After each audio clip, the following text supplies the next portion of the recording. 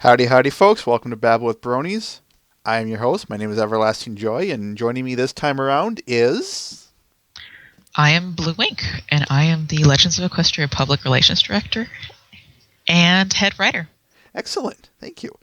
Before we get to the interview, like always, folks, we have to go through our content and whatnot. I only have one video and one piece of art this week, but the piece of art is going to take a while. I think you'll know what it is. So, BwB, question for you. Do you want to watch the video first or do the art first? Let's do the art first. That sounds like a good plan.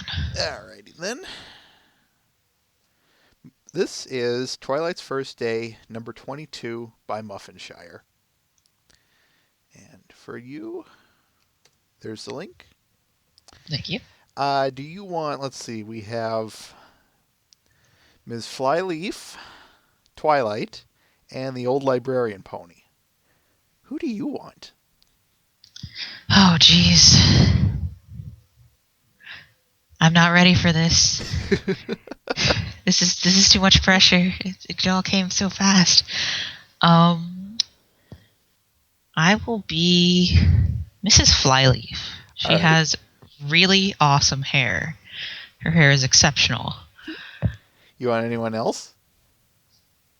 No, I want you to play Twilight. All right. Then do you want the old pony, the librarian? Sure, I will also do the librarian. I say that just because there's going to be a lot of dialogue between the two. That's all. Right. Okay. Okay. All Whenever right, you're cool. ready. Let's do that then. All right. Okay, class, I want each of you to pick out 2 books for personal reading. You've got 10 minutes, so chop chop. Yay! Yes, I try to get. Try being the key word here. I try to imitate their voice, so bear with me. That's horrifying as at they're. best. You know, carry on. Carrying on here. Daring do in the trek for the terrifying tower. Woohoo! Sounds exciting. Oh?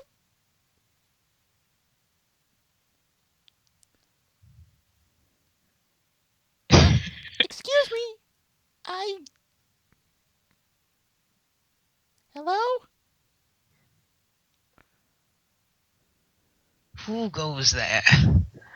Hang on, I'm not quite there yet. Oh no. Okay. Ah! Shh.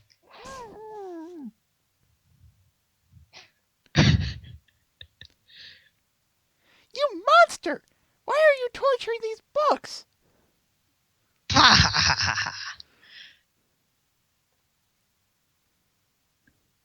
I'm not torturing them, I'm rebinding them.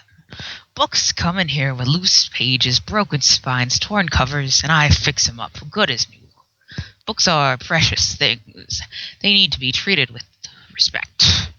You kids, though, tossing them in your bags, bending back the spine, spilling ink on them. You've the look of a pony who folds page corners instead of using bookmarks. I would never do that. I love my books. Well, anyway, what are you doing in here? Hang on. I wanted that book. Daring do in the trek for the terrifying tower. Popular books, those. I'm always fixing them up. Are you a fan? I've never read any of them. Well, you're a loser. Then you should start at the very beginning. Here, I've just rebound this copy. Wow, thank you.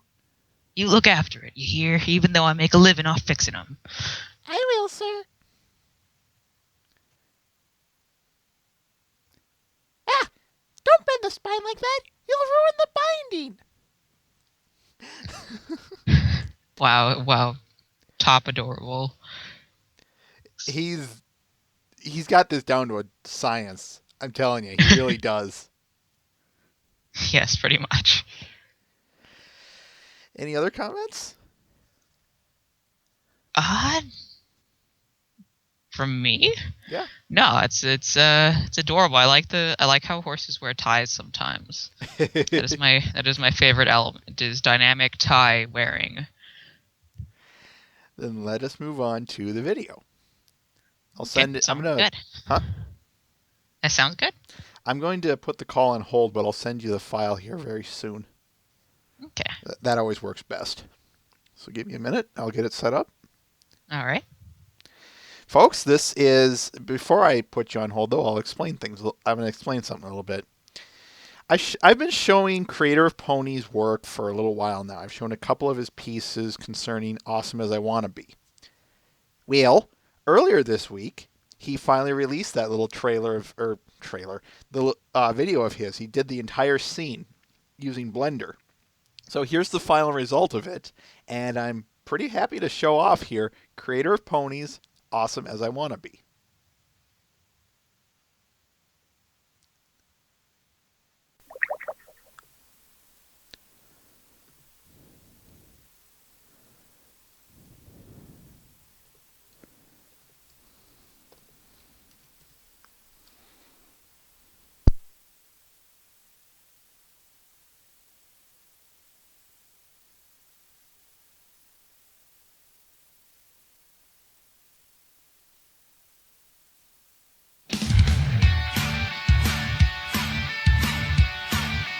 Awesome as I wanna be. Awesome as I wanna be. First you see me riding on a sonic boom. Got my guitar shredding the latest tune. There is nothing you can do to beat me. I'm so good that you can't defeat me. Yeah, I'm awesome. Take caution. Watch out for me. I'm awesome as I wanna be. I'm awesome. Take caution. Watch out for me. I'm awesome as I wanna be.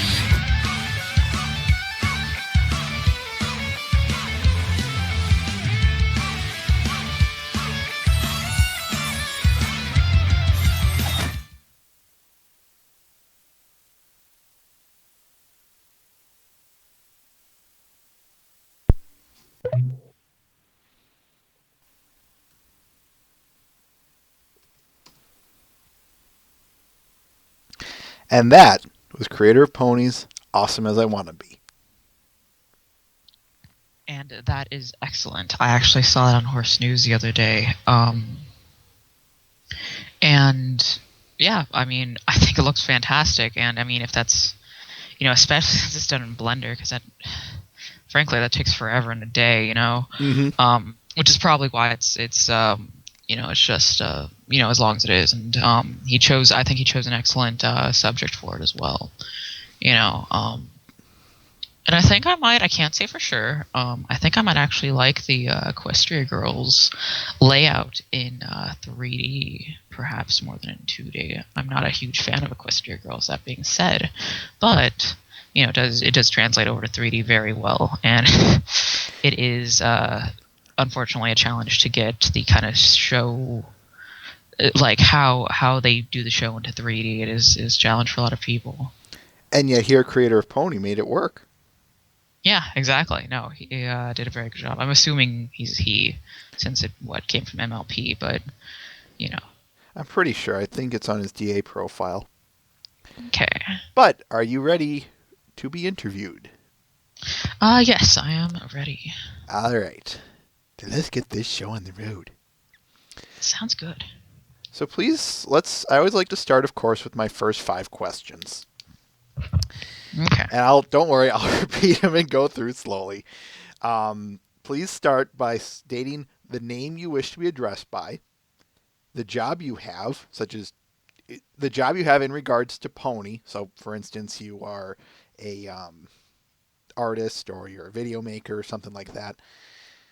State your favorite episodes from Generation 4. Okay. State your favorite character from Generation 4. And if applicable, I'm going to stress that again, if applicable, state your favorite character from any generation. So start with the name you wish to be addressed by. Blue is fine. How about your job? My job, I have 2 primarily for ponies, and that is as head writer of Legends of Equestria, and that is as PR director of Legends of Equestria. So what are your favorite episodes of MLP FIM? That's really hard. I think probably at the gala, Apple Family Reunion, and I think that's it. I think Okay. that's my two favorites. Who's your favorite character? I always get flack for this, but almost definitely Apple Horse. Apple Horse has got to be the one of which I'm most fond. Trust me, you're not gonna you'll make friends quickly. I'll just say that. You'll make friends quickly Good. here. Good. Then is there any outside G4 character you like? I have very limited experience, but I am very fond of Sky Wishes. Okay. Sky Wishes is adorable, and I'm very fond. Oh, also Minty. Yes. Can't go without Minty. Yeah. Socks everywhere. Everywhere the socks. Perfect. So tell us how you got into Legends of Equestria. How did you become the PR director? I became PR director when the previous PR director left. And then, the people who were sort of, recovering for him, some of the other team leaders in Legends of Equestria were, trying to fill in the gaps. And they weren't really, not all of them were very PR savvy, but my team leader, who's the head writer, Bloomberg knew that I had some PR experience in real life, mostly with journalism and things like that. So, I was put into that mix. And then I eventually just became sort of the most dedicated person helping out. And then I was PR director. So, it's very all very informal, stuff like that. So what does that entitle? Let me back up. What are your responsibilities as PR director? As PR director, I control the social media. I control when we have open servers. That's a rough one. I was gonna say. Yeah, no, is you close one open server and almost immediately you get when's the next one? It's just like, well, there's a lot of reasons, going into decisions like this. I decide which cons we go to, and if we go to them, I basically control outside communication with different groups, affiliations, things like that, and I think that's it. I do a lot of I also control like the projects inside the teams for promotions, which we do sometimes, but it's a lot of time. So Mm-hmm. I think that's it. You mentioned. I'm sorry I have to go here, but you'll understand why. Let's talk about open server weekends since you have control of them. How do you Okay. determine which ones to, when to, and how long and all that fun jazz? Okay. Usually, I try to give it, put it around some sort of notable event. Usually it ends up being cons. Mm-hmm. We also use open servers as a way to motivate our team because we are all volunteer. We are all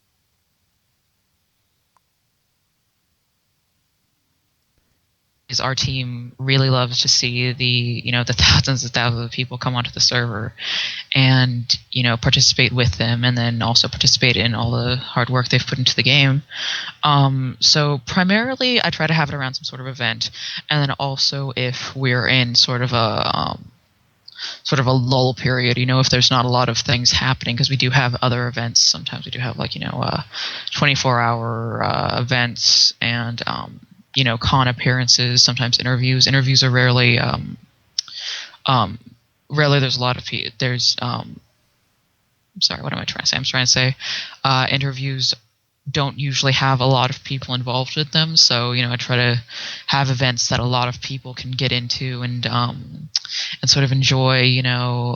So open servers sort of help motivate So, when we have enough content to show off, which sadly doesn't always happen just due to its con schedule, Hmm. But yeah, just about like that. How is the? I kind of want to jump a little bit around here, and forgive me for that. But I do want to ask about, in terms of the progress of the whole game itself. In how do I want to word this?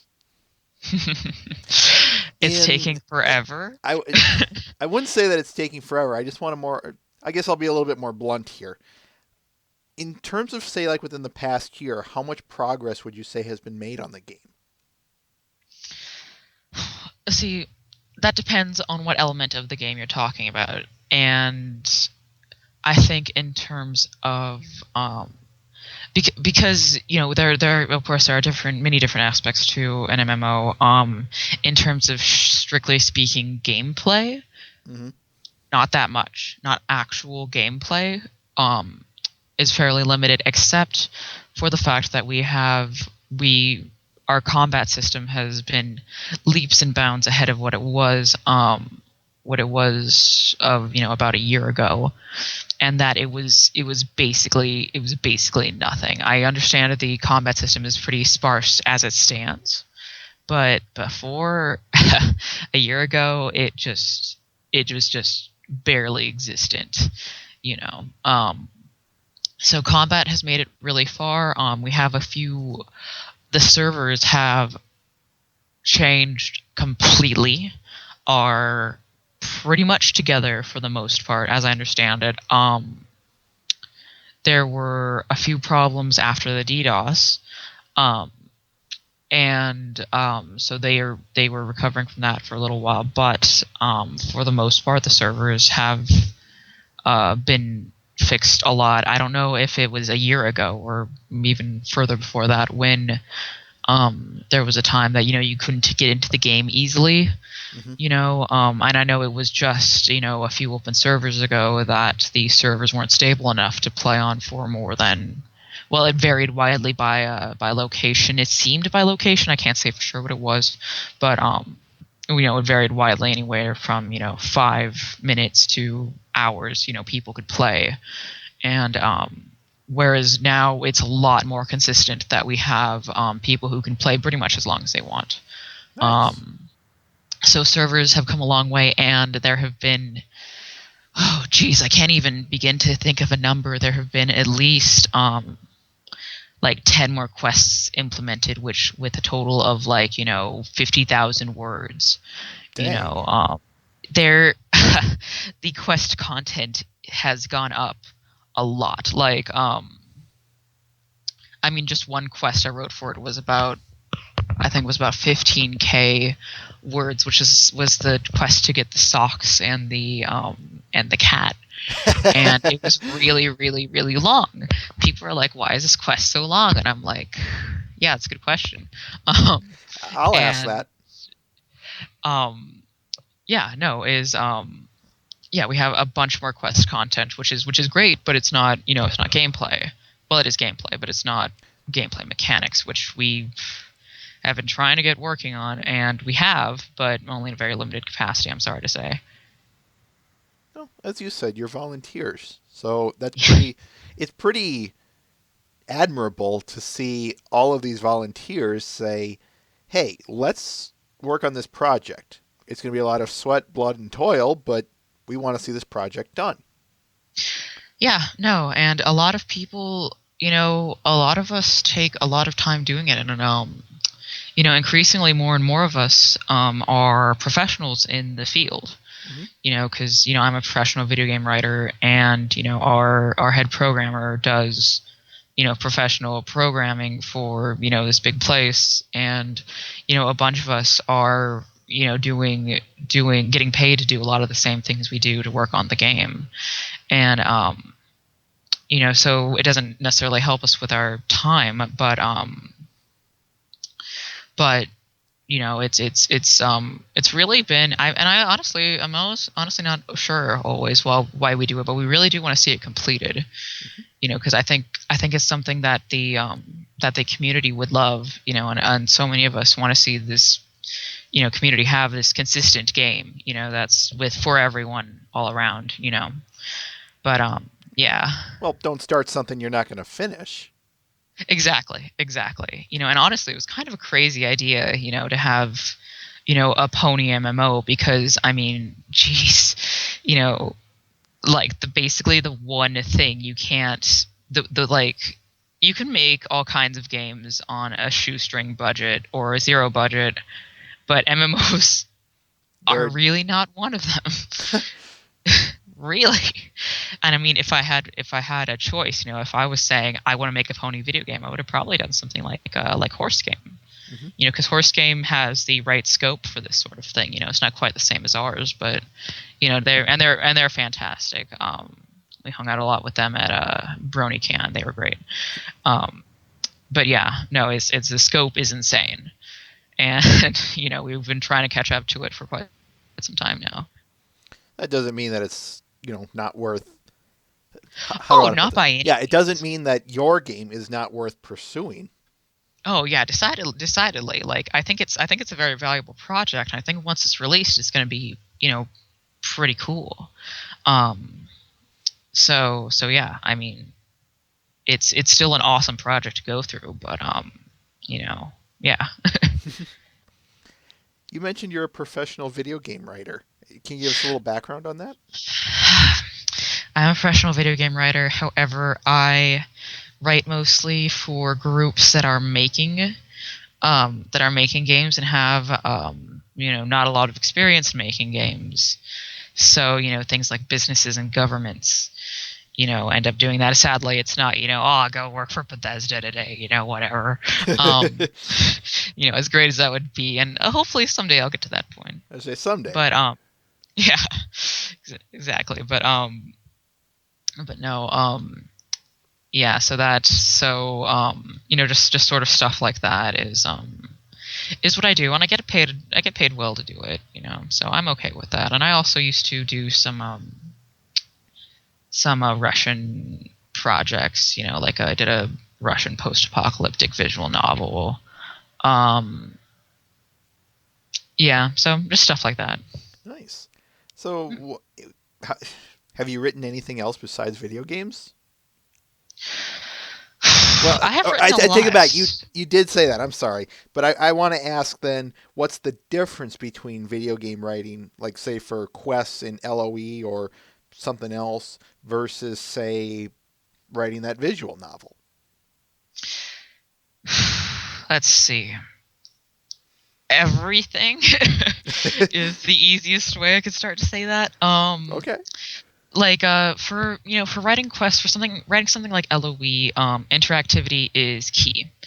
You're not just throwing things at a person and expecting them to just read it just because, which is sort of something that happens with novels, poetry, quote unquote normal writing. hmm Whereas a visual novel has some more interactivity. This particular visual novel, it's called The Seed, um, was very long a form. It had chapters in which you had choices, but not dialogue trees.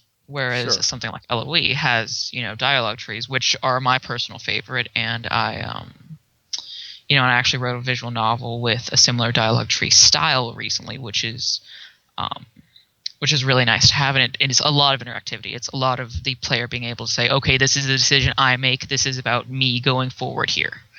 And I think that's something that's really important to me when I write is how can the player express themselves through these decisions that they're making.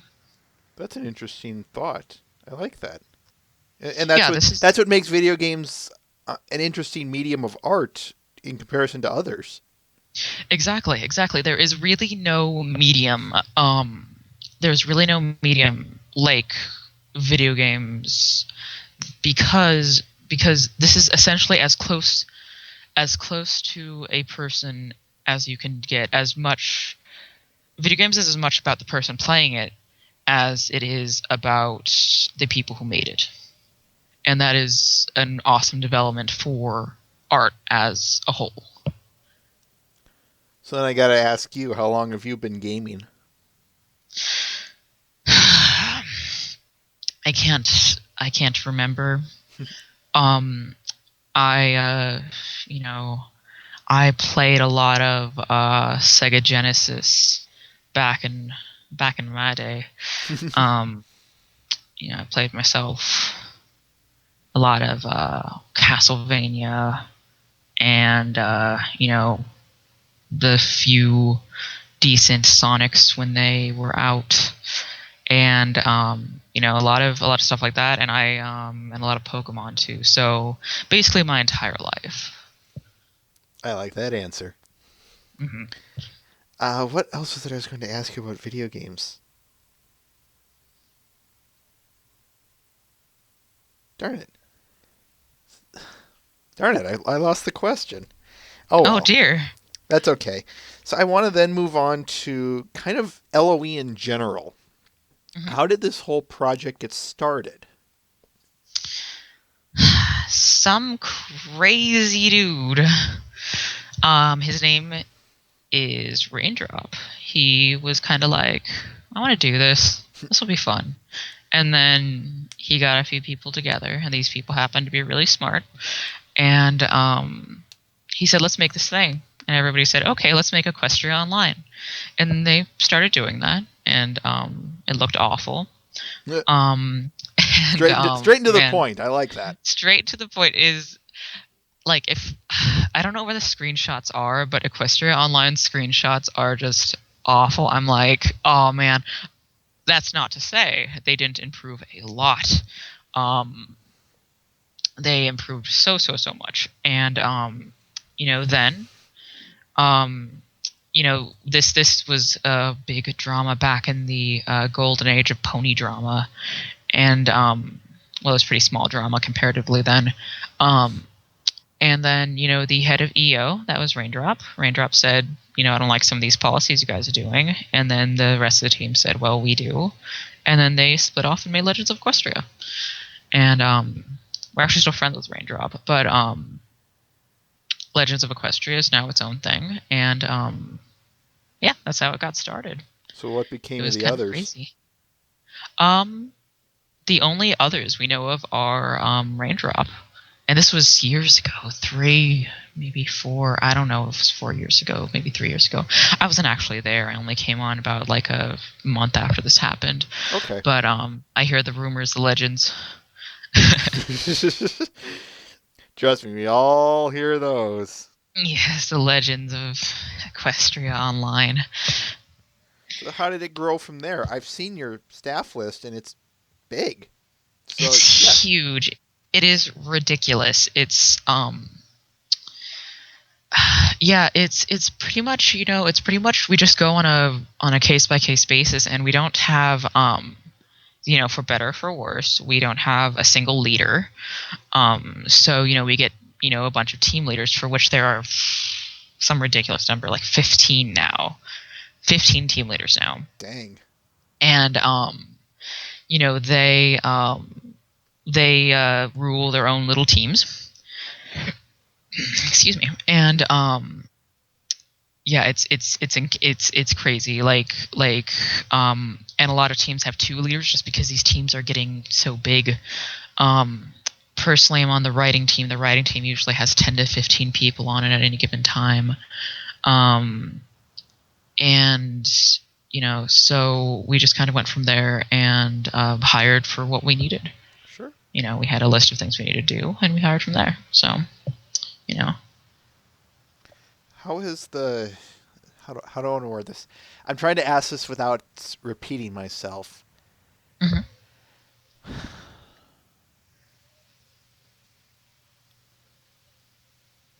What would you say were some of the better things that have been added to the game as time has gone on?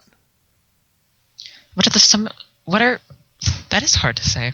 What are some of the better things that have been added to the game as time has gone on? Mhm. Um, well, in particular, I happen to be very fond of animation. So when I see the dragon, when you run away from the dragon and then it jumps up and flies across to go get you, I really liked that. That is, however, fairly small. Um, I think a great decision, which was made by our previous concept art leader a while back, to have a separate artwork and GUI for NPC interaction with important story characters, Mm-hmm. which is why some characters you'll walk up to them and talk to them, and then they'll have vectored art, and then they'll change their emotions as you talk to them, sort of like a visual novel. Nice. Yeah, I really like that. That is great. And let's see. Then there's the maps. Some of these maps just blow me away. Like the when we redid Evershade.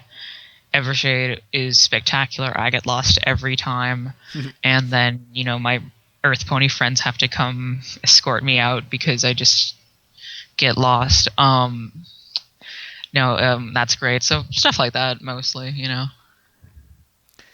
Let's see.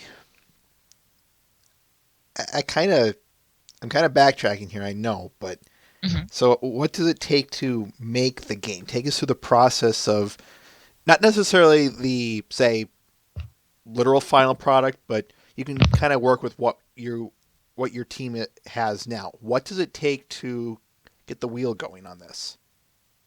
Oh, geez, that's rough. What it takes is usually let's see, because right now we have basically collections of assets that get stuck together to make a town, and so what we would start then is we'd start with writing.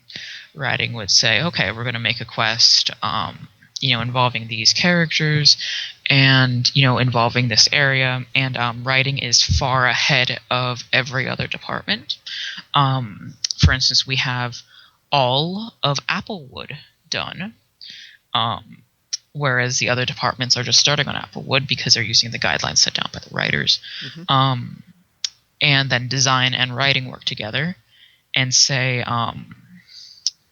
like, okay, let's, put this, and we can have this gameplay element, and gameplay elements take a lot longer to put in than writing. So, that's one of the reasons you don't see as many gameplay elements as we would like.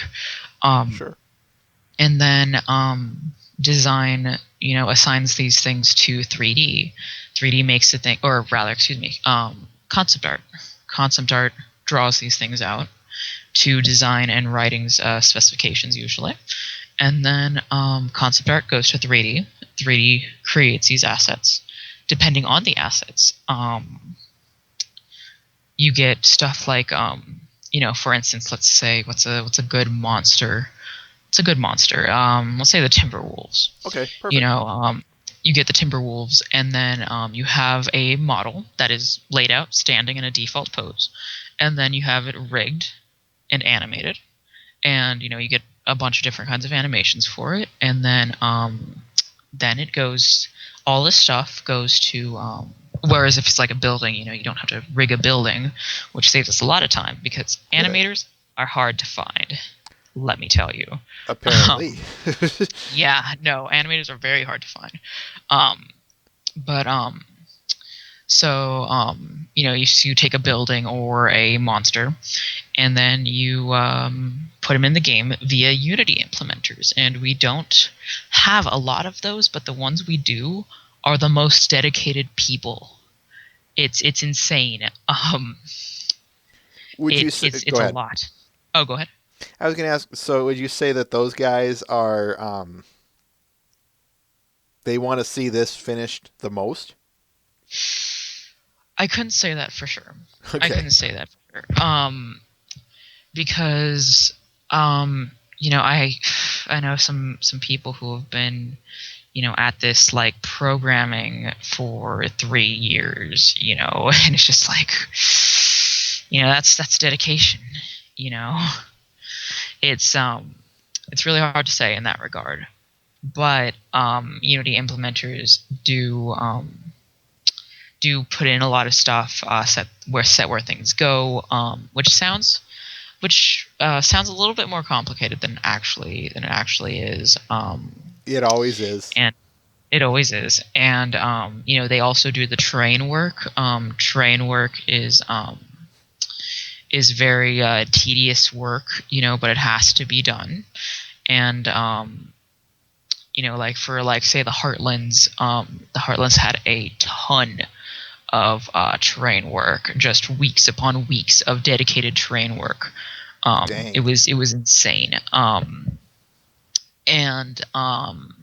even then, our design director planned and started making the Heartlands, and then he was playing it and he was having a problem where it was crashing even when he ran it in Unity.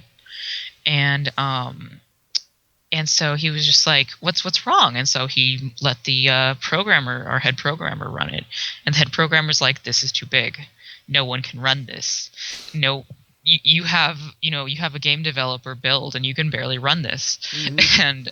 And the design director's like, what do I do? He's like, and then the programming director says, you have to run this down, at least 60%. So Wow. our Heartlands became about 40% as big as we had planned for it.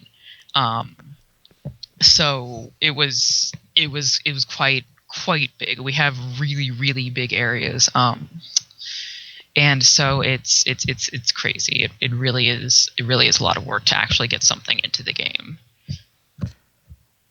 I'm probably overstepping my bounds, and maybe this is a bit of a vague question as well, but is there a reason the Heartlands are so big? Yes. If you think of the most common, like a lot of MMO areas and a lot of big MMOs, they're not all cities. Mm-hmm. Whereas if we're following inspiration, whereas if we're following the inspiration, we'd have basically nothing but cities, since it's pretty boring to just go out into an empty nothing, and do stuff. Whereas in an MMO, you need that empty space. It's not empty. Heartland's actually filled with stuff. We're still developing the stuff. There's so much stuff. My stuffy stuff. Lots of stuff. Let's see. So the Heartlands serves to kind of be the sort of way we contextualized it as we were developing on it was the Hyrule field. Okay. Sort of the Hyrule field of our game, and it sort of connected these three cities, and we have a few other, well, I'd say a couple other Heartlands planned for other cities. That serve different functions, to sort of fill in this area you get typically for an MMO, but not, as typically from inspiration material. So, yeah, pretty much that. Take us through what happens just before an open server weekend on your end. I'm going to use that as a lead into another question. Everything. Just so much chaos. Like,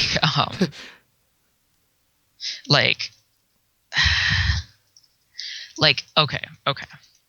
I'm trying to even think of where to start.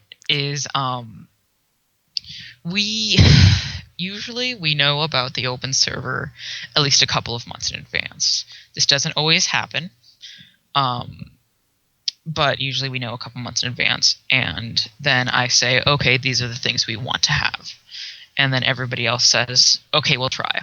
And we never get as much as we want, but we do usually get a lot. And sometimes these areas just appear out of the ether, like I'm calling upon very specific examples. Is when we presented at BronyCon last year, we had the bare bones of the Heartlands in, and it didn't have anything in it. There was no items. There were no trees. There were no houses, and so what we had to do was the design director had to take his computer in the hotel room and put things in hours before we were going to go on stage and show this new area. Oh no. Yeah, it was insane. And so, we ended up, having a few items, and we didn't know it, but our head of 2D art had gone in and put in a bunch of things and basically made a town in the middle of the Heartlands while we were getting ready to go on stage. So, we started it up at BronyCon, and on screen there was this town that we had never seen before. And we were like, well, here's this town. We've been planning it. And all of a sudden it just popped up. Just and it was great because we that made our lives a lot easier. So, and then in that week before the BronyCon open server, we just spent madly putting everything in. And then also that makes me remember I think it was Fiesta Equestria where we had pushed changes to a quest because one of our quests had been broken for a convention specific promotional open server quest for this thing, this one thing that needs to work, and there was no combat at the time. So this was the thing that had to happen. And then we're on stage, and then our programmer who was with us walks up to us, and he's like, we just got to push to the quest. It undid the work you were just doing on debugging it. And the head writer and just kind of like nearly just went crazy, and it's just like, okay, just don't pull and we'll just say everything works. And then it did work. And then we had to discard those changes later on. It was kind of crazy, but anyway, there's a lot of scenarios like that. No one must ever know. No one must ever know. That's a secret. Don't tell anyone, you guys. So now take us through in the sense of from the first-time player's perspective. Kind of give us the run-through of what we get in terms of playing on the open server. And you can also think of this as a sales pitch, too. Give us that. Okay. Well, Legends of Equestria has a lot of options for you. Really, you can do a lot of things from the minute you pop in. So it depends. It depends on what you want to do. It's about you. You can go and learn from all of these characters and get a lot of items and sort of develop your presence in Equestria and get all these characters to learn about them, to learn about their issues, to get cool things and dress up, stuff like that. Or you can go adventuring and exploring, and that also depends on what race you are, of course, since we do have 3 race options as it stands, and always will stand. So wait, I can't make my cool scheme alicorn? What's wrong with you guys? I'm sorry, you can't Darn make it. your alicorn. That's for Legends of Equestria Pro, and that'll be $50 a month. I'm sorry to interrupt yeah. you. I just had to okay. ask.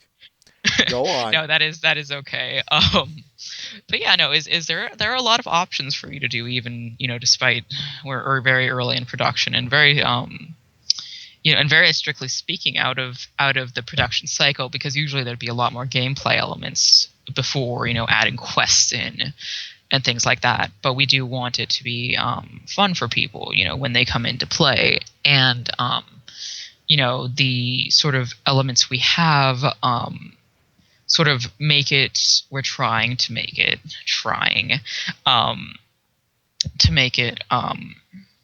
have more be more than just Second Life, Second Right. Life for exclusively horses, and we're making it there. It's a slow process, so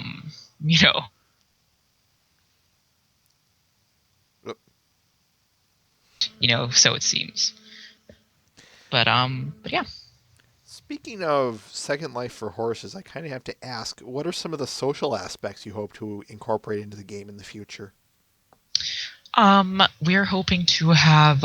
We do actually currently have parties enabled. Like herds. Mm-hmm. So you can get into a party and go off with your friends and go do cool stuff. There is no GUI for it, so it's only through chat commands. So we do like that. we do glue. Um, but is yeah, we do have the party system for social things, and we're hoping to have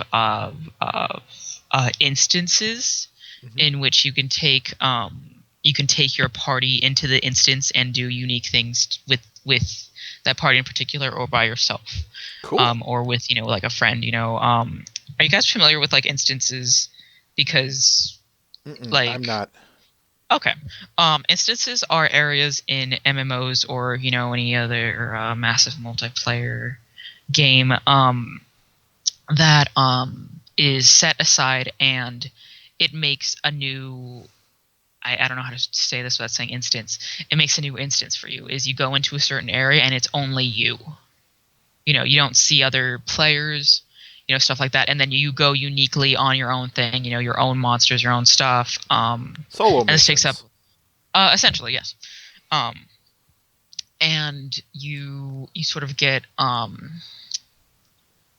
it's a different experience altogether, and that's excuse me, it takes up a lot of server power to that sort of thing. What we're hoping to have, and I don't see why we wouldn't have it, I think it'd actually be really easy to do, is have it so that a group of you can go into an instance together, so the entire world is just you and say your 5 friends, which we think fits the themes very well. Hmm. um so that's going to be cool. I think we're going to have group quests are things we've talked about before. I don't know how realistic that is, but that mini games, some of the specializations are going to be in social things. We're going to have like a partying specialization, for instance, which will affect both social and combat. We sort of have to balance our design groups as depending on their social relevance versus their combat relevance versus their economy relevance. Ooh, I You like know, this. yeah, no, it's a lot of interesting things. Oh, and we will have a proper economy. Strictly speaking, we do have an economy now. Um, strictly speaking, but we haven't put in the auction house yet, which we will. And then we're thinking about player made stores, but we're sort of kind of waiting on that because that's more of a polish Hmm. type thing that we need to wait on before we can really say whether or not that's necessary. And so stuff like that. Wow, that's deep. It is a lot of stuff. Our design team is spectacular. Um, and a lot of really interesting stuff comes out of them. So it's a lot of cool stuff. A lot of cool stuff, really. What are some differences between the races? I know you mentioned that, so I wanna touch on that. Differences between the races. Earth ponies are lame, and Ouch. can't do anything. I'm just kidding. Everybody has to get their butts rescued by um, Earth ponies because they're pretty much the strongest we have right now. They're not the fastest, but they are the strongest. We've been hoping, and I've been pushing so hard to put in double jump for Earth ponies, I should say. Um, and I mean, I think it would balance really well, and I think the bulk of the design team agrees with me. So we're getting there. We're getting there. That would be cool because you see unicorns have teleport Hmm. and Pegasi have flying, and so to help the mobility element of the Earth ponies, you give them a double jump, and that helps a lot in combat. So that's the Earth ponies. Earth ponies have sort of the stronger attacks, better health. They also sprint further, faster. Um, um, and then Pegasus, Yep, Pegasi. Pegasi, of course, fly. That's pretty much the only good thing they do. We're sort of hoping for a little bit of more DPS type horse. for them, sort of the like little glass cannons, and I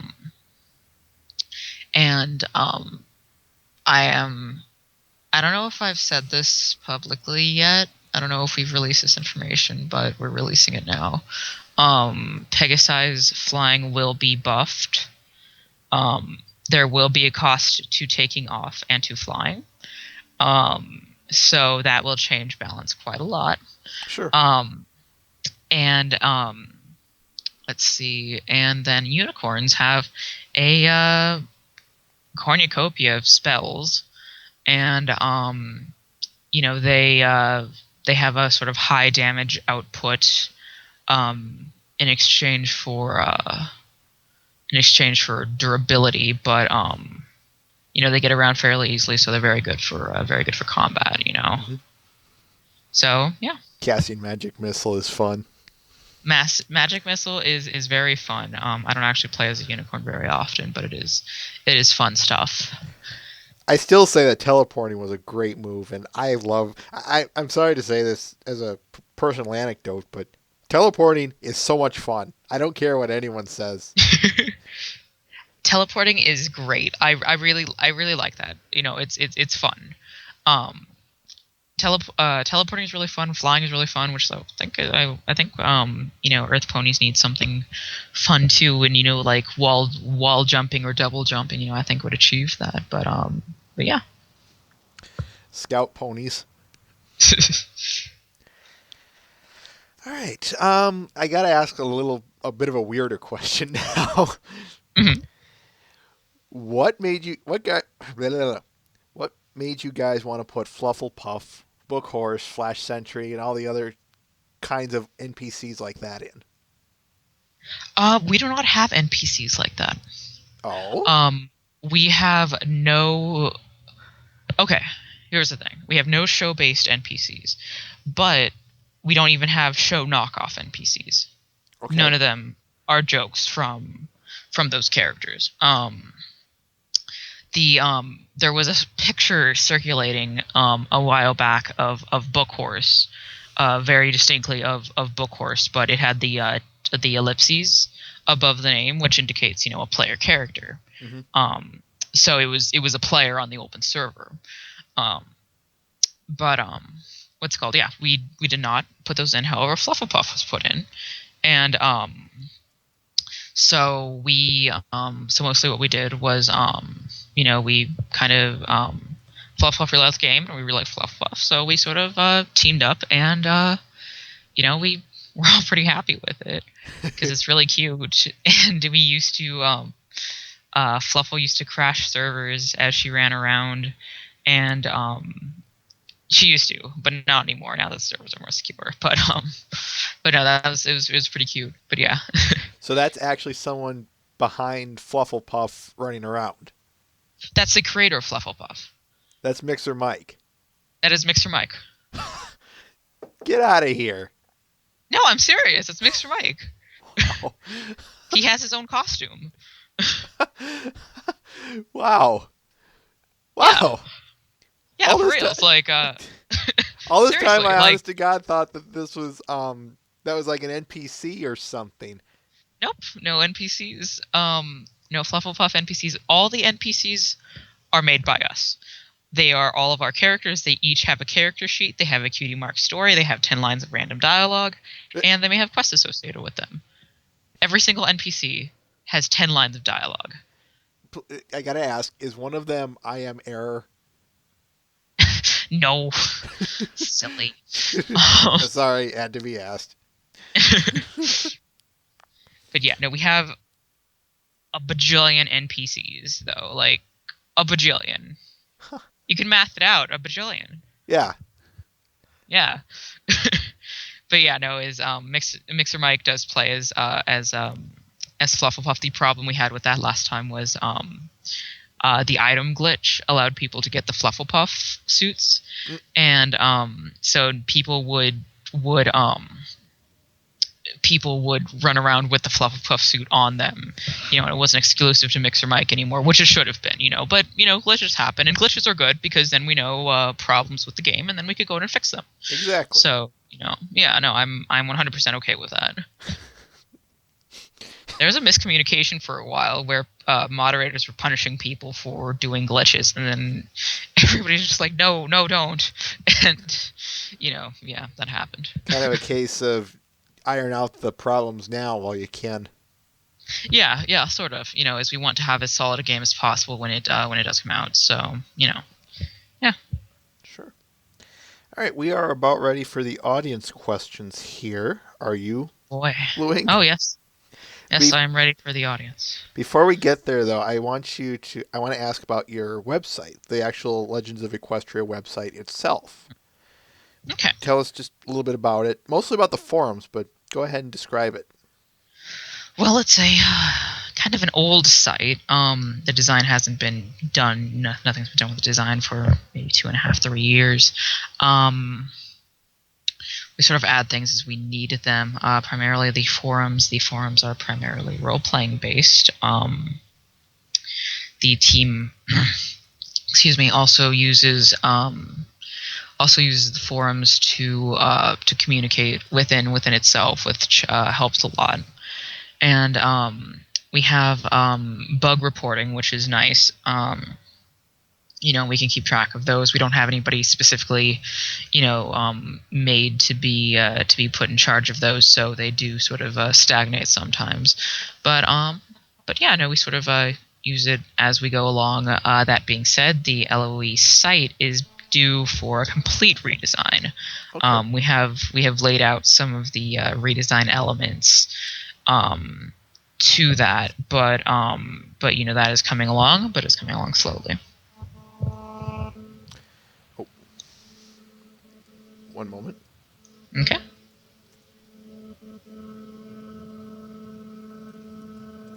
Carry on. All right. Yeah, and we are going to redesign the site completely. No word on when that will be coming out, but it will be coming out. It will probably be redoing the FAQ as well, because that is a little bit out of date. Yeah. All right. There are questions like, will there be combat in the game? Which have very clearly been answered. No, trust me, they're usually good questions here. Okay. Let's see. Mr. Ben asks, what is your favorite flavor of ice cream?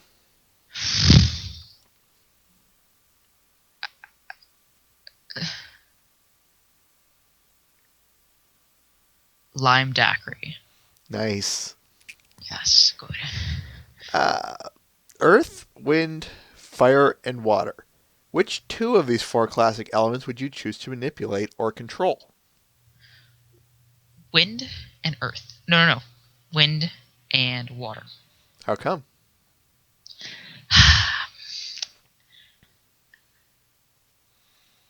Water, because it can do pretty much anything. And I love taking baths, and baths are literally the best thing to ever happen. So, I really do like baths. That's my reason. And wind, because I don't know, you can make an energy with it. That works. Yes. And Mr. Ben's third question of this set. What is the meaning of life? I mean, I could say 42, but that would be ignoring the existence of video games. So that would be rough. I like that.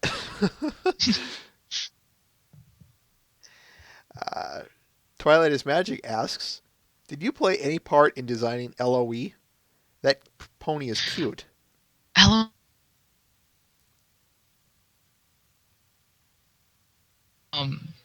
lot of the team leaders played a large part in designing LOE. Most of all, her design is made by Anya, who used to be the head of CA, and who also made the decision to have the dialogue images, the emotion dialogue images, happen as well. So those were a couple of good decisions on her part, and we sort of worked out the the sort of details. A lot of the team did, and the writers got to name her.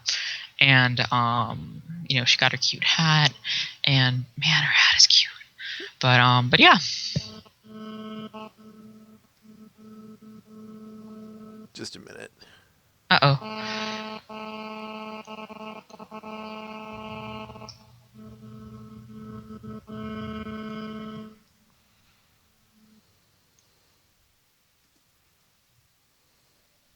Okay. That ought to do it. So anyway, we just had a minor derp there. Oh no. Are you guys okay? Yep, we're fixed. Got it all fixed. Okay, what'd you last hear? Did you hear all of my LOE rant? Kind of. We know that. Why don't you go ahead and repeat it? Who designed? Did you play any part in designing LOE? That pony is cute. Yes, I did. Me and many other team members actually did. LOE was sort of envisioned by Anya, who used to be the head of concept art, and she's also the one who made the decision to include the dialogue images, the dialogue emotions images. So it was a couple good decisions on that part. LOE was named by the writers, by Saddle Soap Opera in particular, who had a very good idea for the pun name, which I wouldn't have thought of. But we all sort of contributed to her design in some way, and she's really cute.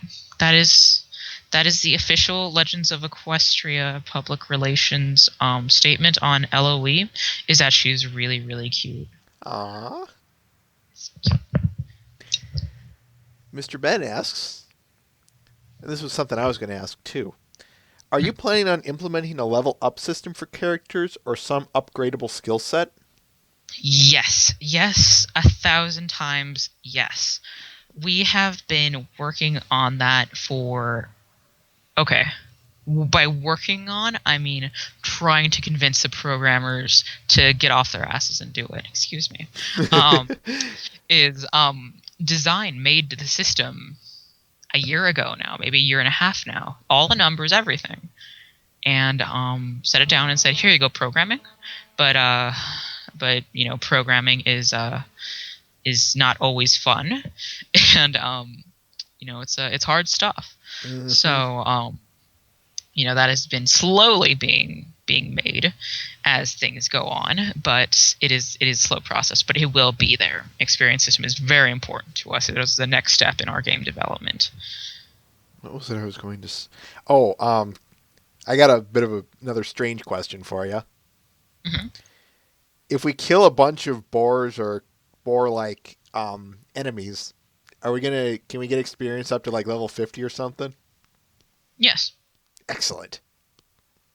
Yes, you will get experience up to around level 50.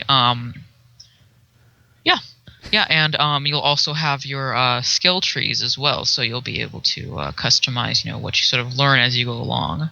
Nice. Mm-hmm. Is that skill tree going to be Battlelands, Borderlands 2-esque, where it's more once you pick one, the other's locked out, or is it going to be more you can get it all?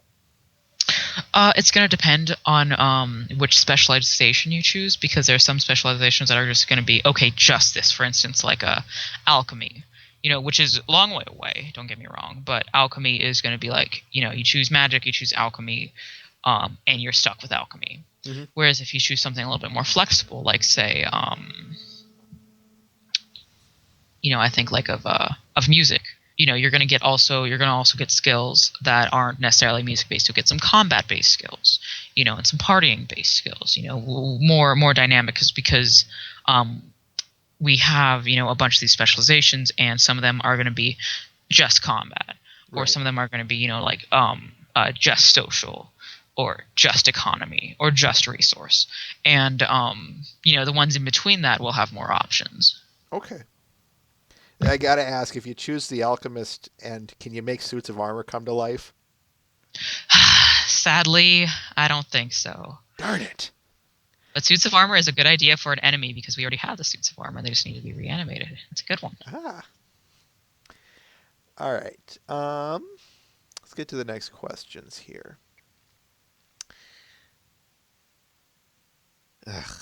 Twilight is Magic asks, no idea if I can ask this or not, but have you thought of using the land underneath Cloudopolis as its open space area?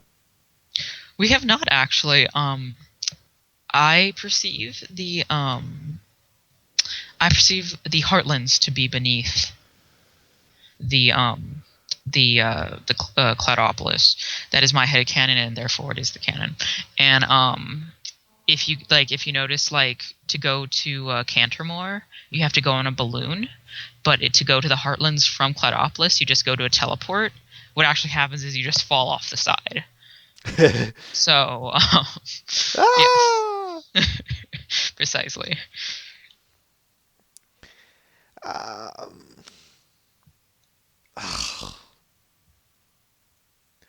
you know what the sad part is I'm going to ask this one now just because I see it, and this is one I was going to ask too.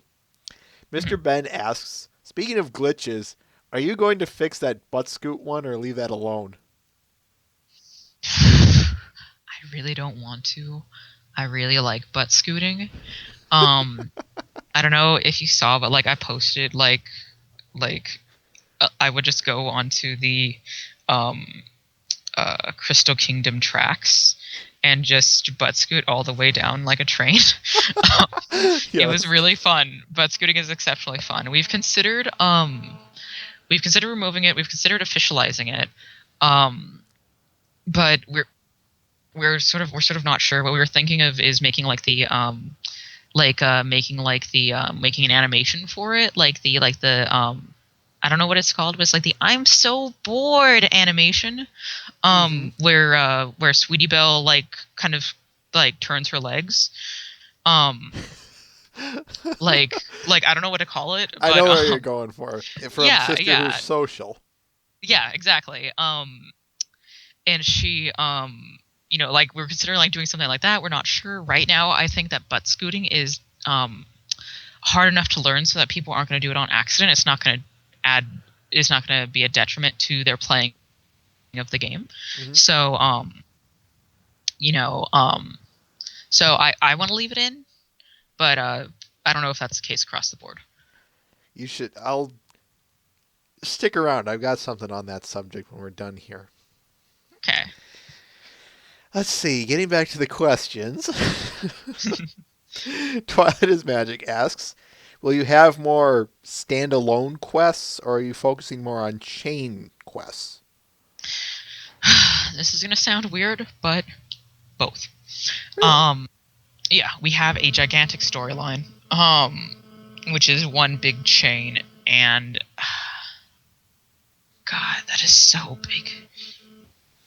It's just ginormous. And we have right now, I guess strictly speaking, right now our focus is on standalone side quests, Hmm. because we do have quest chains planned, but right now the easiest to implement, because someone does have to go in and rewrite the entire quest in a scripting language, in order for it to work in game, for every single quest, and it takes forever. Right now we're focusing on standalone ones because we could get those in sooner than the ones in chains. So yeah, no, I guess we're focusing on standalone ones more, but we are making chains, and we have a lot of chains, and I've written at least 3. Okay. Yeah, no, we have a bunch. We have, I don't know if I should look, but we have about 200 quests written somewhere around Wow. there, and about 300 NPCs. I think I'd have to look, but about 300 NPCs somewhere around there, that are needing to be put in as well. So yeah, lots of quest stuff. Don't even worry about that. Um, Lots of stuff. Nice. I like to hear that. Yeah, no, it's awesome. It's awesome. Um, yeah. I want to get to some others here who have who get to some other people. J.E. Smith asks, What did you think of the book horse herd gatherings? What do you blip, blip, blip, blip, blip. What did you think of the book horse herd gatherings that occurred in the last couple of open server weekends? They were fantastic. I loved them. I love it when players organize their own things because like it's really great. And I can't wait for the game to actually be released and we can let let these happen on a regular basis. No, I loved it. It was fantastic. We all watched and we all laughed. We were considering doing another quote unquote attack on Cantermore. Yes. That is when someone just walks in and spawns dragons. We were considering that, but we were like, no, let's let them have their fun. You gotta have. Please, please, please, for the love of God, put that in, and please tell me we have access to either ODM gear or some kind of grappling hook. Oh Please. man, God, that would be so fantastic. I don't think that would make it in, but that would be fantastic, and I would love it. Um, Even in the Attack on future, Canterbury is great. please. Yeah, we'll see. We'll see. I don't know. I think that I'm thinking that Overwatch comes out and then every single game has a grappling hook. But I could dream. We can dream, exactly. Mhm. Uh, Rain Shadow asks, will there be googly eyes in the game? Googly eyes. Actually, no, and for a good reason. That is, eyes are really hard to make. Just in terms of animation programming has to go back and forth, and those are definitely the departments in which we are most bottlenecked. So actually, no, sorry. Oh well. Yeah, it happens.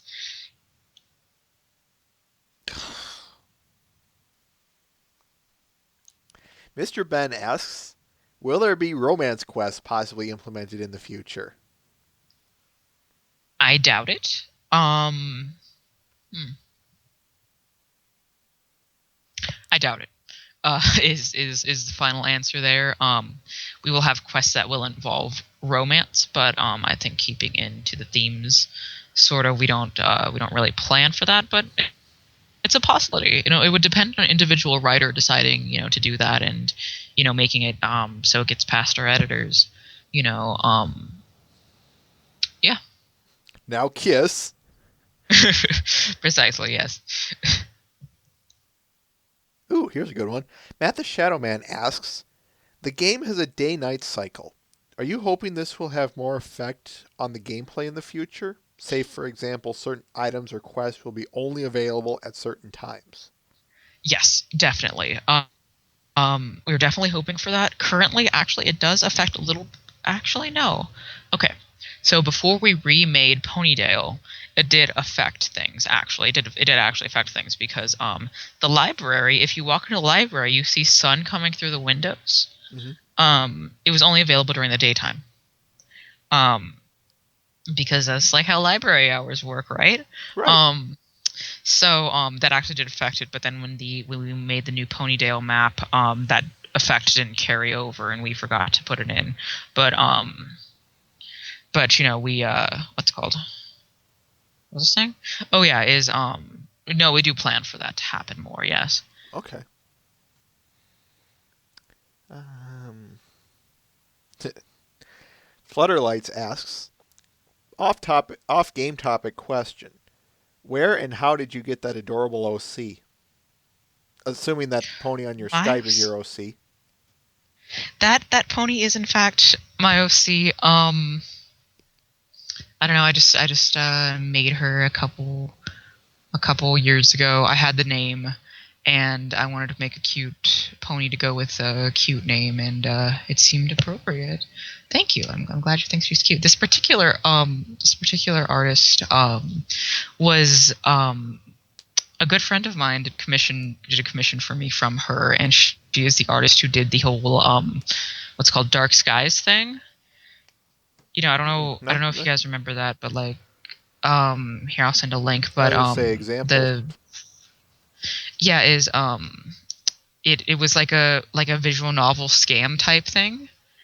Um, she just got commissioned to do it. It wasn't like actually her doing it. But let me drop a link. Okay. There you go. Yes, that is where.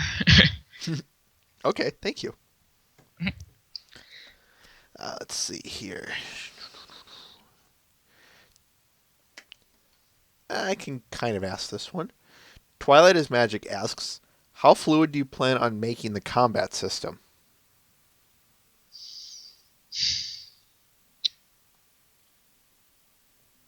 That depends on what they mean by fluid. But we do plan on making it a lot more fluid than it is now because it's extremely clunky as it stands. It should be a lot easier to have group battle as time goes on. Because we're going to have buffs, I think, and of course the music specialization, which is my favorite because I wrote all of it. Hooray! The music specializations, for instance, is going to be able to buff and debuff. So there's going to be a healing class as well. So I think as these other pieces are added in, it will really streamline the combat experience. Bit of a question, my own question. Each open server weekend, do you strive to put something new in there, some new feature? Yes, we definitely do. It doesn't always happen, sadly. But we do always strive for that, yeah. Okay, good. I like that. Mhm.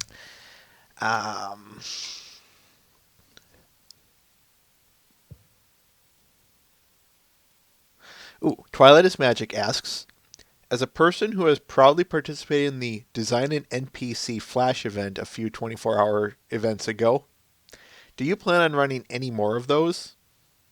Design an NPC Flash event. I actually don't remember that. But we don't really have any plans for those. But that's a good idea, and I'm actually going to talk to the PR team about that. Button Mash 1973 asks, what was your first FIM episode? My first film episode. Jeez. Which one was the one? Was probably actually might have been at the gala. I came in at the end of that season. Best So I night think it ever? might have been at the gala. Yeah, best night ever. There we go. Not at the gala. Yeah, no, that one I think. I think that might have been it.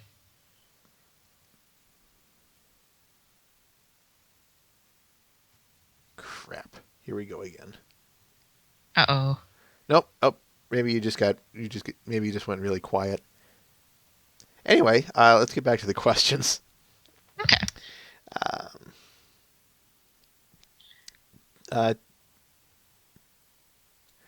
here's a good one. Matt the Shadow Man asks, if you could make any other creature playable other than ponies, which would you like to see and why? I would really like to have playable griffins. I don't think it's gonna happen, but I would love to have playable griffins because they're really cool. And they have hands, not hands, but talons. That I could imagine grabbing things could be useful. I think griffins would be cool, and yeah, I think that's the only other playable race that I could foresee being a reasonable thing. Like that would fit within like LOE. Mr. Ben asks, speaking of specializations, will this be in any way similar to the prestige classes from D&D?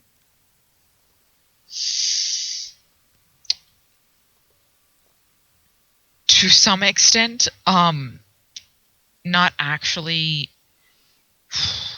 Okay.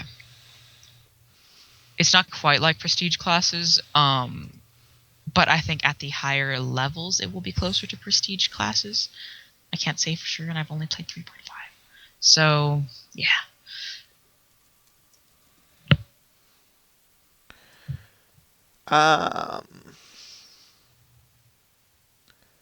Twilight is Magic asks, Will the list of emotes be expanded? Also, will the emote list in the GUI be functional again in the near future? Yes. The emote list broke, but is now fixed. It should be fixed. Last time I played it, it was fixed. It should be fixed. I Okay. think it's fixed.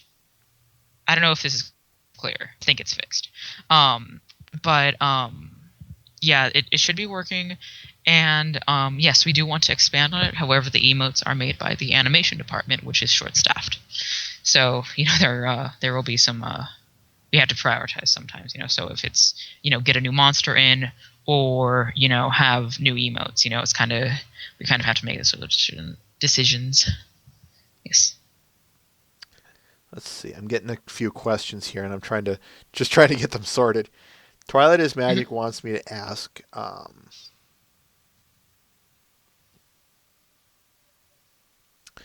Uh,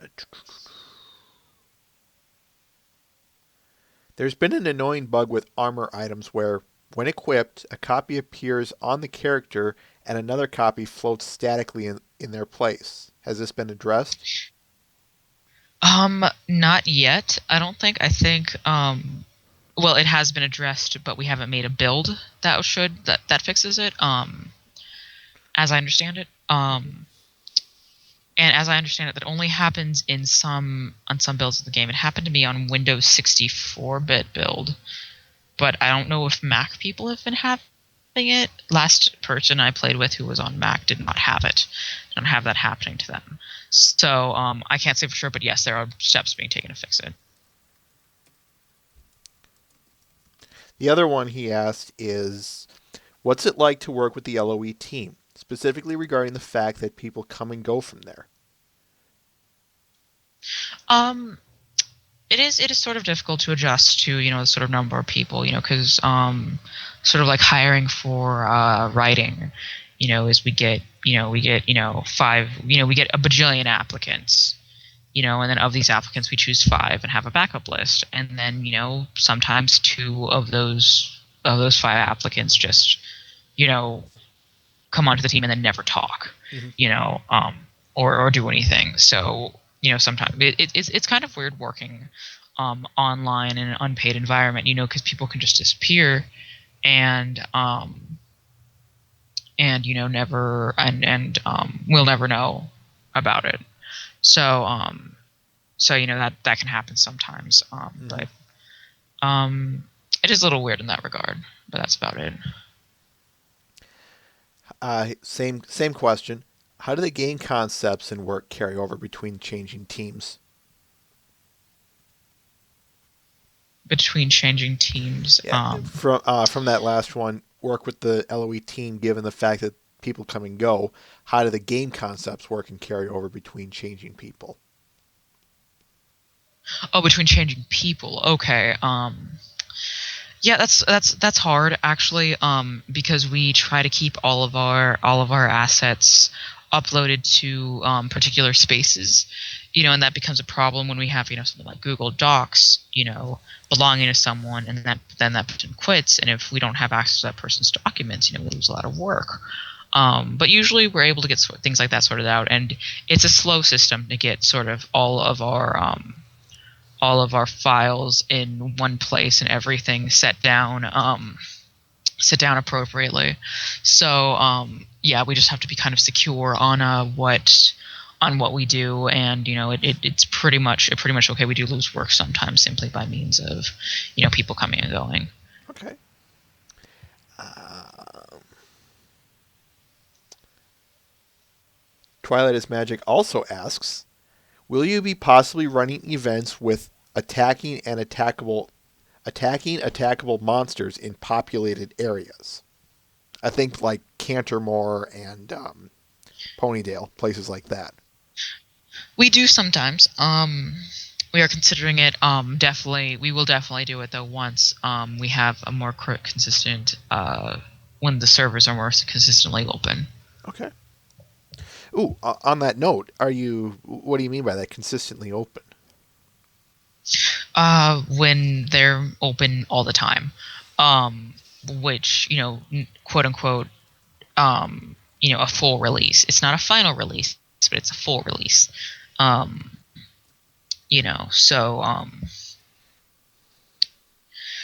So that is a thing that we do plan on having have happen, believe it or not. It's coming along slowly, but the game will be released. I forgive me for being blunt. Any timetable on that possibly happening? I really want to be able to tell you a timeline, but I'm sorry to have to tell you this. Same thing I tell everybody is, due to the nature of a volunteer project, we can't make any strong estimations. I say that all the time, but honestly, I can't. I can say, we have this planned, but it doesn't happen. So I understand. Yeah. If not me, someone else. Exactly.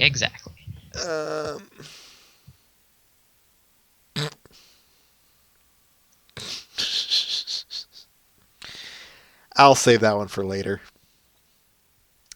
Matt the Shadow Man asks, have you considered releasing some kind of soundtrack officially for the game, as I've loved some of the musical pieces? We would love to do that. We there's not much we can do other than compiling the files together and sending them off to people. And then we would require the permissions of each person who made them, because it has been quite a few people through the years now. The soundtrack is fantastic. But yeah, no, we haven't considered it. But we would like to. The best bet right now you have is just go onto YouTube. I believe we have the bulk of them, I think, uploaded onto YouTube, so you can be, a plebe and take the MP3 from there. That's sort of the best you can do right now. And of course there are, countless people digging into the game file, so they might do that. Who knows. What about... I'll ask this. As a follow-up, Flutterlights asks, if you do, are you going to possibly release them on iTunes? Unlikely, because as much as we'd love to do that, that's a little bit more management than we have the time for, because the bulk of us are just people who like to do game development and doing this sort of administrative stuff, which is dealing with iTunes and things like that really isn't our forte, since we just, basically happen to be a bunch of people who like to make and play games, And as a follow-up, again to Matt's question, Twilight is Magic asks, how do you get the music? Are the musicians cooperative, or do you have to hunt for them? The musicians are cooperative. We've had so many musicians apply to us, just so many countless people saying, hey, I do music, I want to help. And so they do. We do usually assign someone to a location, and then they work on it as they will. And yeah, that's usually how it happens. For a while, we only had one person who was a musician. That's Hirosashi, and Hirosashi did 3 or 4 of the tracks, and for a while there. But now we have a team of musicians who work on things, and we have a bunch of music laid out. So it's pretty cool. Nice.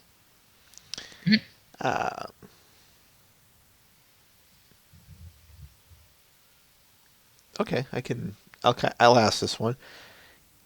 Dark 92 Enigma asks, what inspired you guys in the creation of this game? Like, what was it that you were saying? What was the purpose of this game's creation?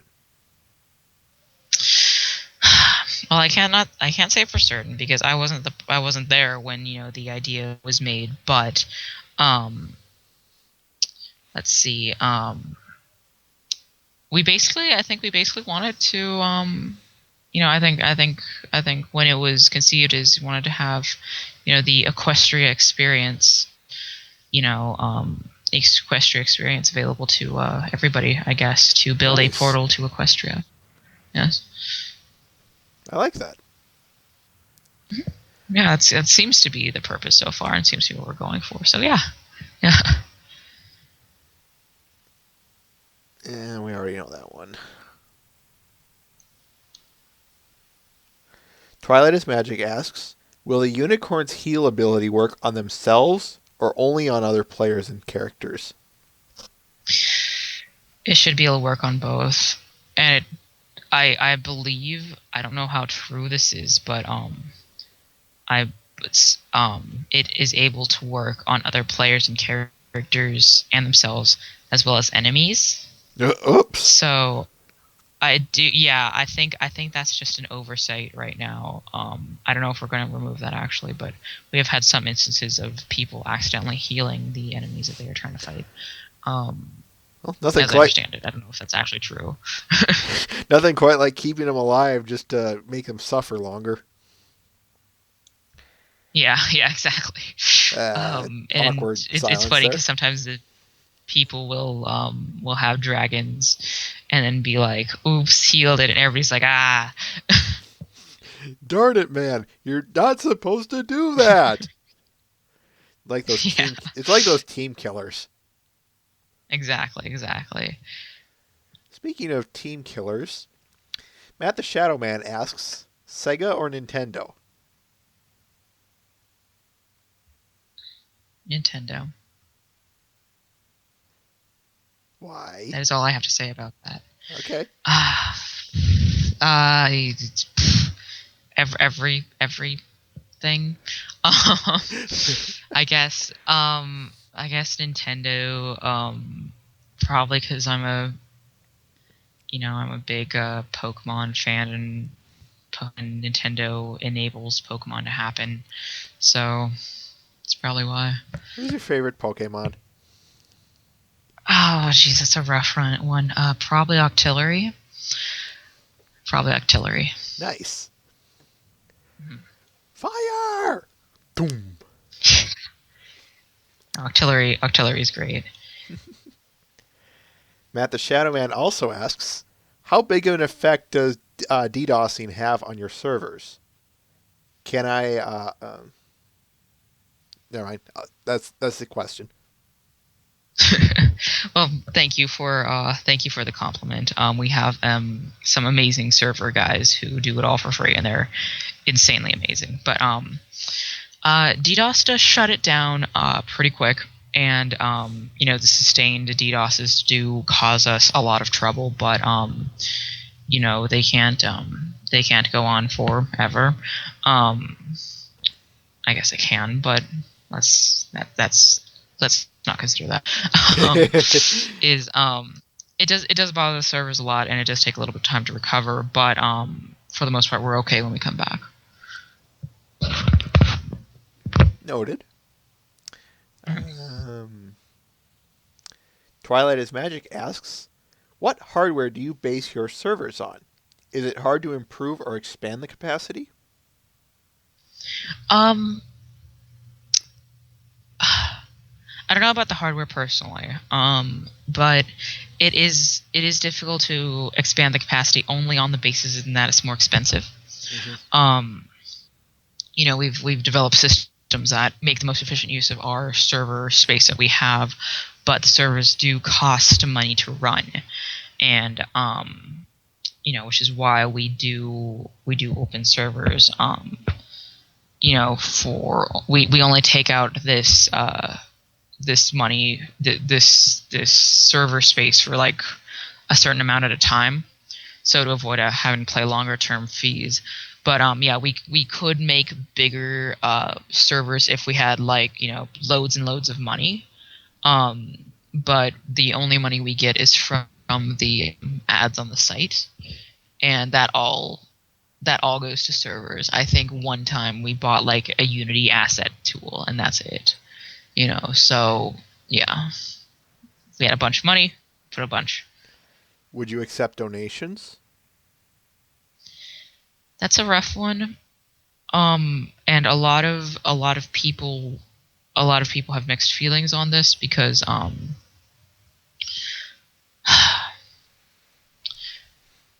maybe I Okay. don't think it's gonna happen, but we would like. I think we would like to accept donations. I think it would be good for the team as a whole, but there are a lot of people on the team who like the entire no money exchanging hands element, and we wouldn't want to ask that of the community in general as well, because the community gives to so many things. We don't just want to be another thing. You know what I mean? Right. Yep. Right. Yeah. I understand. Mm. Let's see here.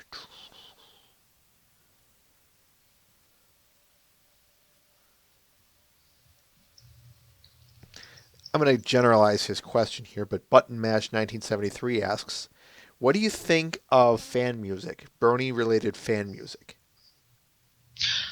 I like a lot of it. Um, I actually used to write a music column for Derby Host News. Really? Um, Cool. mhm, loved it. It was really fun.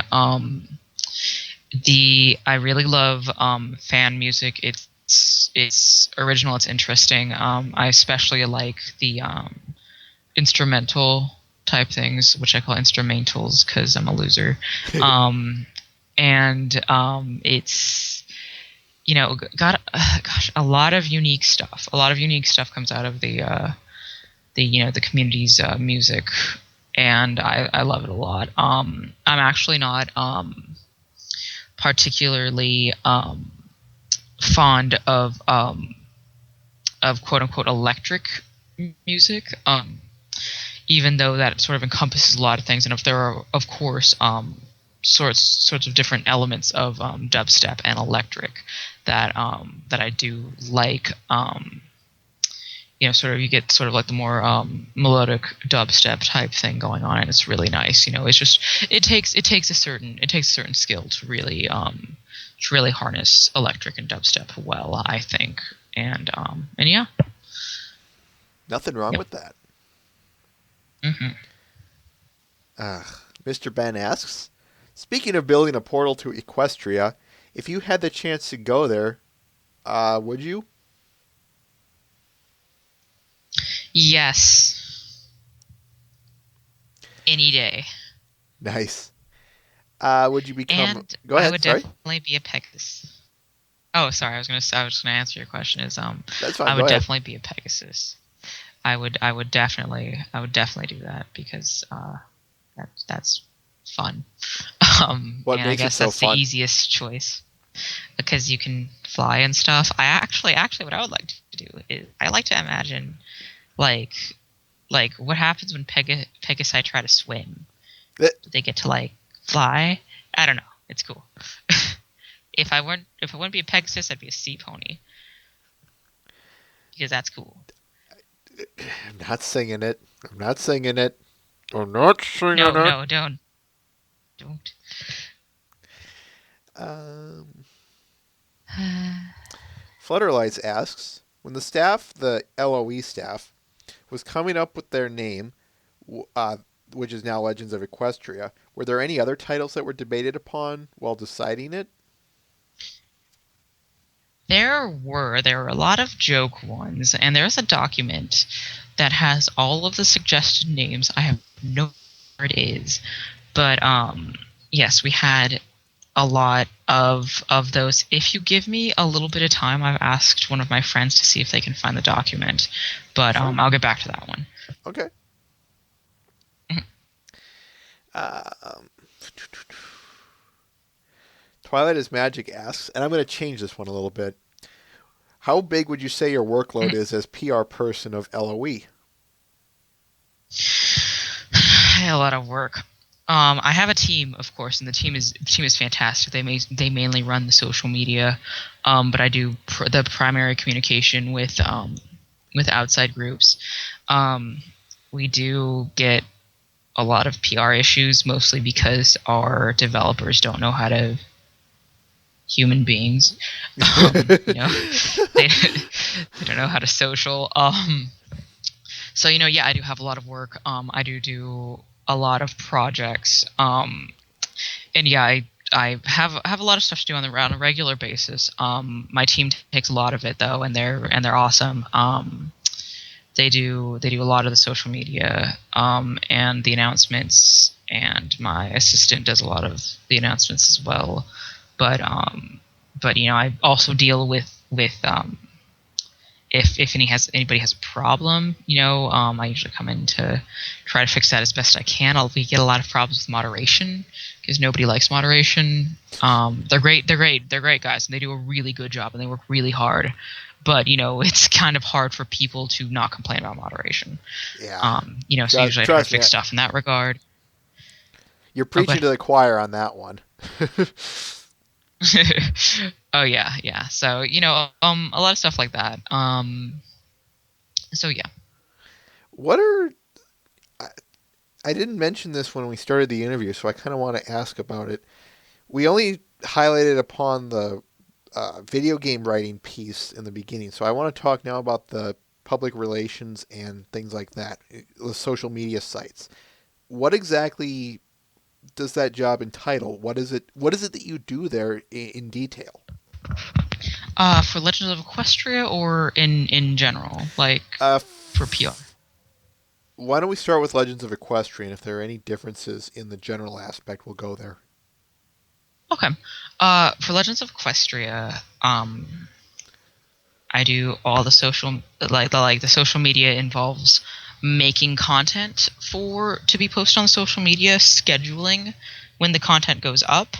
Um, of course, making the posts themselves, and then responding to people who talk about Legends of Equestria on social media, um, or talk about this content and engaging with them. So that's basically what social media entails, and that's pretty much the same professionally as well. Um, Except professionally, you're not necessarily looking, but you do try to sort of reach out a little bit more professionally because you're looking to get new people for sales. Right. Your company depends on people seeing you. Whereas with Legends of Equestria, it's you want people to see it so that way they can have fun and do something cool. Which isn't as vital. You know what I mean? So that's about how that goes for social media. The whole public relations aspect. Usually a lot of it depends on the video game group, of course. But when I did video games professionally for video game PR professionally, it was I didn't communicate with conventions and physical appearances that often. Mm-hmm. That's sort of a more upper management sort of thing. Whereas for Legends of Equestria is, I do deal with all of the physical appearances. That is cons and all of that sorts of things. Even though when it's actual professional video games, it's more stuff like PAX or basically showcases. Just tables. Whereas for ponies, it's more panels and things like that. Let's see what else. That's all I can think of. Real professional video games PR has a lot more to do with journalism as well, Sure. and relies a lot more on journalism than something like this does. Because I mean the pony news outlets are important to us, but they're not the end all be all in similar ways as gaming journalism is. I kind of want to branch off on that concerning gaming Oh boy. journalism. Yeah, you know, Oh you boy. see it. I might as I know where it's going. Mr. Ben asks, um, "What are your thoughts on GamerGate?" what are my thoughts on Gamergate? I have a lot of thoughts on Gamergate. I think what they're doing, I think what Gamergate is doing, is I think what they're trying to do is good. They have good intentions. I think they have bad PR and very bad PR. Um, Sadly, however, having been in journalism, both non-game journalism and uh, you know, both non-game journalism and game journalism are both Mm-hmm. pretty hopeless in that regard, because really advertising itself is sort of advertising. I used to be a arts writer for a real newspaper, Okay. and it was basically just the job of being an advertiser. You know, there's not much integrity left, to say the least. So, you know, that take from that what you will. I do feel bad for a lot of the people who were at the bad end of what most people consider to be Gamergate. Though I understand the movement is trying to separate from that. I did actually work with Zoquin very briefly on a game jam, and you know, she seems pretty reasonable, all things considered. But you know, it's a lot of things. Personally, I like Gamergate's attempt to fix things, but I don't know if I see it getting really far. So yeah. I understand. Mm. Twilight is Magic asks, how much time normally goes into the writing part of your work? What inspires your writing? What gives you ideas to work with? Oh, geez, that's a hard one. In particular the Socks and Cat Quest, which is actually called Mindless Violins, um, is um, took me about 3 or 4 months to write.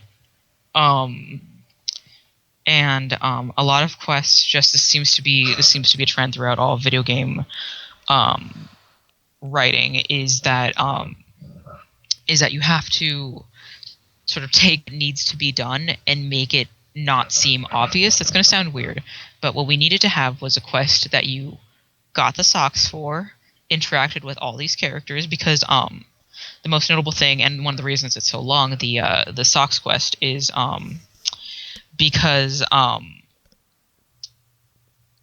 is because you have to interact with every character that has the emotions aspect, the emotions images, Mm-hmm. and there are 16. There are 16 characters, and we wanted to have all those characters together in a single quest. Um, and so we did, and it took me forever to write it because, because you play it through once, and that's only one out of all of the hundreds and hundreds of possible options you go through. So for every dialogue tree you choose, I have written things for it. Wow. In regards to inspiration, I just use, like, these characters are really great. I really like the characters a lot, and I'm inspired by them quite a bit. I didn't actually make many of them. I did make a couple of them, but not many of them. So the characters are fantastic. And yeah, that is where I get my Legends of Equestria inspiration. Normal writing is a completely different thing altogether, let me tell you. Trying to find the question here. Here it is. Twilight is Magic also asks, right now there are two ways dialogue pictures appear. The 2D vector pictures and the 3D models. To me, the 2D vector pictures look a lot better. Which one is going to be the final dialogue picture style? We like the 2D pictures better. I think everybody does. The problem is that those take a lot of time, and we have gazillions of NPCs. I think right now we have like some 100 NPCs in the game. Dang. So the reason that those characters in particular have the 2D art is because they are important to the storyline. And that and we're going to keep those like that. That is going to be how that works for those characters. But for characters not important to the storyline, all the other ones, they're going to be in 3D because we simply do not have the time or resources to give 2D vectors to everybody, because it does take a very long time. I hear a dog in the background. You Is hear a that dog? yours? Yes. I don't think. Is it? I don't. There are no dogs. I'm so confused. I think my mic might just be really old, or I might just be clicking things. I don't know. No, it sounds like a dog, but I'll take your word for it. Where would a dog come from? I'm so confused. I'm sorry. That's okay. Anyway. Anyway, Matt the Shadow Man asks, building off of that question concerning writing, what genres do you prefer to write? I really like writing adventure games and visual novels because those are both very narrative heavy types of games. You know, adventure games are or point and clicks, I guess they're more commonly called. Point and clicks are really fun. I love working for those. I'm actually writing for a fighting game right now, a fighting game, non-pony fighting game, and that's really fun. Um, so I probably like writing for I don't know, I can't tell you. Video games. Video games is my favorite genre to write in. I like that. Yeah. Kind of building off of the whole soundtrack one, Button Mash 1973 asks, what is your favorite Fim fan song? Oh jeez, oh jeez, oh jeez, oh jeez. I could talk for hours about this, but let me bring up my YouTube just to be sure I get the name right. There are a few that are absolutely spectacular. That aren't as pony related as they could be, but let's see. Um,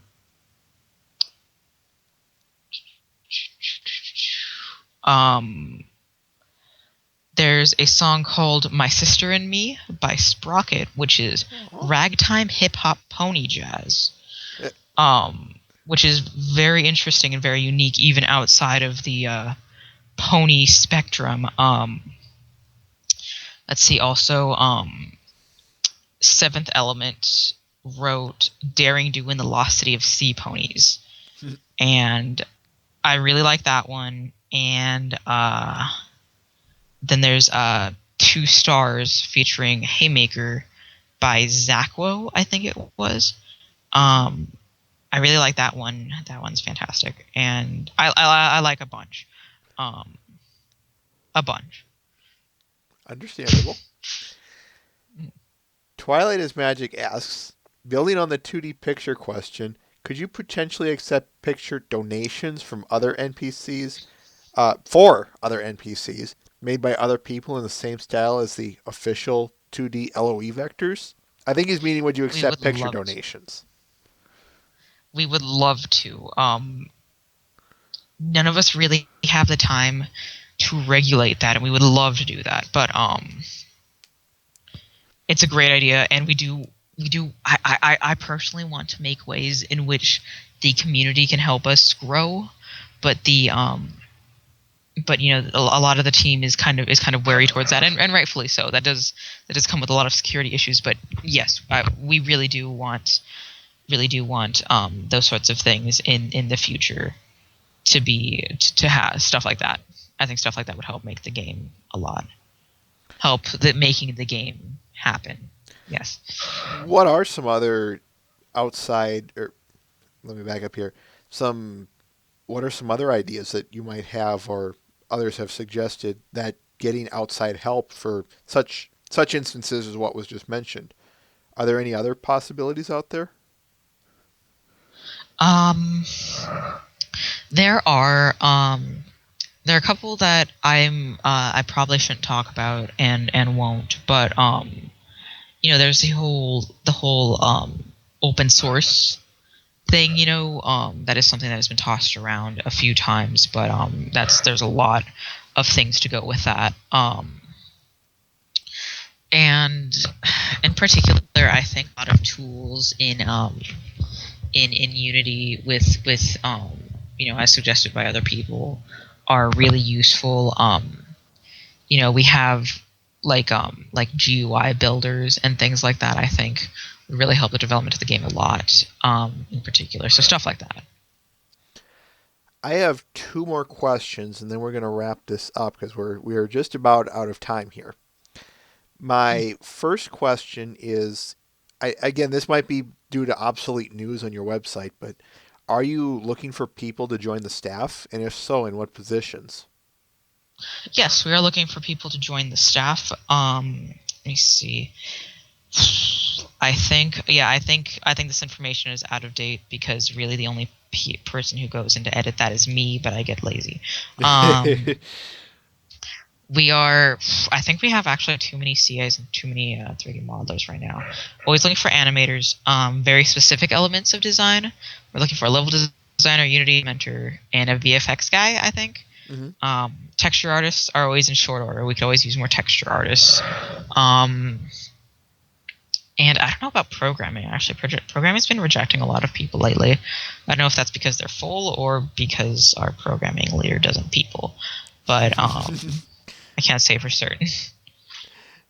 I like the way you word that. Yeah. It's, you gotta understand there are so few people in the world who have the ability to do game development, who also like My Little Pony, and I who are also willing to devote hours and hours of their time for years to something like this for no pay. I The have people are going to end up some being kind of idea of that. I crazy. can tell you that. I have some idea, not all of it, just some idea. I can sympathize with you on that one. Yeah, yeah. No, Sorry, it's crazy. It's crazy. sorry if I interrupted you there. But That's okay. That's okay. one last question: What are the and I you know what I think I already asked this one, so I'm going to ask you. What are your personal future plans from here on out? My personal future plans for LOE or my okay. For yeah, okay, we'll go with LOE. What do you plan to do for in the future for LOE? For LOE, I plan to continue doing a lot of writing. Basically, actually, that's kind of a boring answer, but Nothing I'm wrong with probably not that. going to be I'm probably not going to be a PR person forever because I work on a lot of other games. So I'm probably not going to be a PR person for that much longer, actually. But yeah, and then I guess my personal plans are I'm making my own game, creative director of a lot of games. So going forward, I'm probably going to be mostly doing that. Nice. I like that. That's pretty cool. Yeah. Oh, all right. I'll ask this one last question. Mr. Ben Oh asks, no. would you be potentially interested in coming back for a second interview? That I would. Excellent. Excellent. Hmm. Any, let me think here. I believe we've covered everything. There was one thing I forgot to mention to the audience at the start of the program here. So let me bring that up. Blue Ink, do you have anything you want to say before we take off? Hello. Hi. That's all I got. This But yeah, is no, thanks, guys. you're You guys are welcome. super amiable. This is for the audience and for this is for everyone. As and I'm actually kind of sort of glad I forgot about this. As I've Mhm. been as I have been toting to everyone, next week we will be starting the comic reading and reviewing. We will be doing the Chrysalis arc next week. Oh If my gosh. Go ahead. I have so many criticisms of that. They're all comically silly. Like this isn't. I'm not like seriously criticizing it, but I wrote a piece for Derby Hooves News that like comically critiqued them like really bad. Some people would call it trolling, but that's kind of a hard term. Um, More of like and like it's got like satire. annotations. Yeah, it's sort of like satire, but not really satire. Um, but it's got like annotations on the pages and everything. um, but yeah, no, I made fun of the Chrysalis arc a lot. Um, but yes, anyway, go ahead.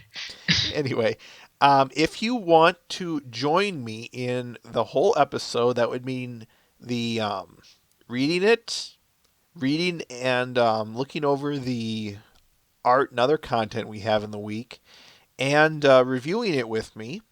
Fill out the form I just sent you. The link in the window there. Mhm. I can't guarantee you I will get everyone, nor will I guarantee that I will contact you.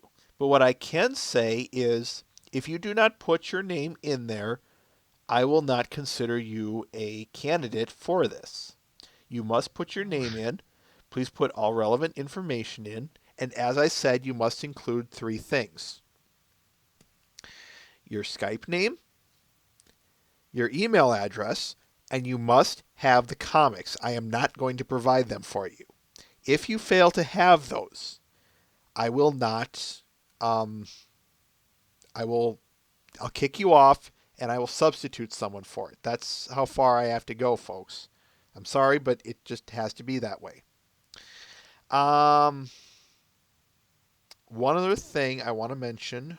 I'm trying to remember it.